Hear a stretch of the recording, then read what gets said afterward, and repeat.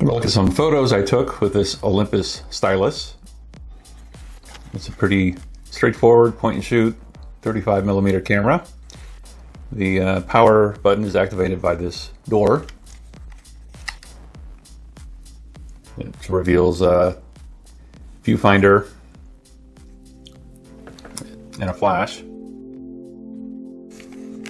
Top, you got a little LCD screen, a timer, a flash button, and your exposure button.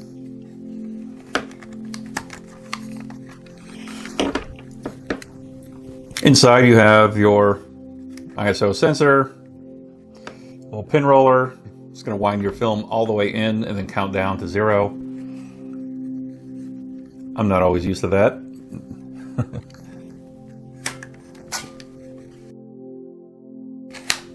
But yeah, no, it was a nice compact camera to shoot with.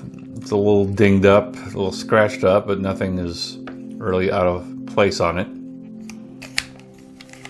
So let's take a look at some photos.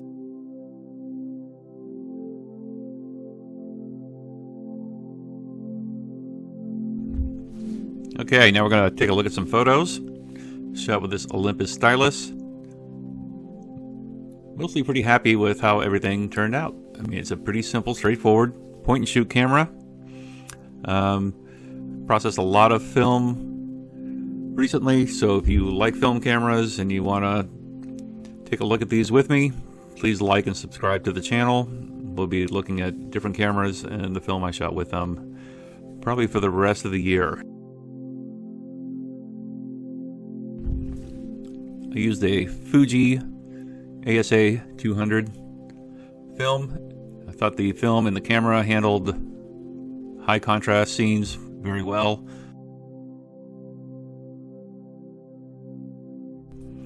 And that's the Olympus Stylus. I'm just going to let the rest of these photos play through slideshow style. See you soon.